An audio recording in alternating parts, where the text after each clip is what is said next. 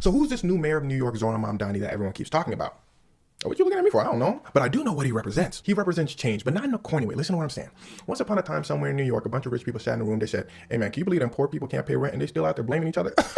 Somebody walked in and said, look, there's this dude named Zohran outside. He's running for mayor. He said he's gonna help poor people with transportation, childcare. He's gonna help them save with rent. Rich people said, if you give that money to them, it's gonna be less for us. What do you think this is? United States of goodwill? Tell them to watch out. Man, actually, nobody gonna vote for him. And well, they were right to think that, because when Zohran first started running, he had like 1% of the vote. Nobody was checking for him. But that's when rich people had a problem, because they underestimated how much people wanted things to change. Now enter Andrew Cuomo, the man who represents the opposite of change. See, he used to be the governor of New York, but he resigned because he got some cases. Cuomo said, okay, I can't be the governor of New York, so what if I just be the mayor of New York? His assistant walked in and said, sir, you got cases though. They said you harassed around 13 staff members, to be specific. Cuomo said, keep your voice down.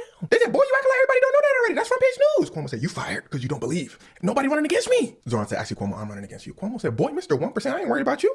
Zohran said, look behind me, there are a little more people. I'm about 20% right now. Stop playing with me. Cuomo said, oh, he's talking back a little bit. It was clear that Zohran was not the type to be pushed around easily. And through rigorous campaigns on social media, he started climbing through the polls because he just popping out with people, hanging out. So rich people said, ooh, that looking close. So they start sending Cuomo money. They said, squash this fool. Cuomo said, I'm trying. Cuomo's campaign manager rushes in and says, sir, I got good news, I got bad news. Bad news is you're losing by a lot. Cuomo said, now hold on the last slide, the TikToker said I was winning. Campaign manager said, what can I say? They really like him. But the good news is, you don't gotta worry about them. They suck. At the same time though, your debate is coming up and you gotta be ready for Mamdani. He gonna come out with fire. You know that. Cuomo said, you don't gotta worry about that. I got a plan. And he did have a plan. The oldest political trick in the book. Just make people hate the other guy more. But there's something that Cuomo didn't calculate for.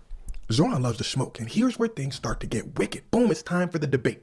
Cuomo comes out hot. He said, look, Zohran Mamdani wants to be the mayor. 9/11 also happened once upon a time. See, Zohran is Muslim, and he's not hiding it. So throughout the campaign, Cuomo sprinkling on a little bit of comments about his religion.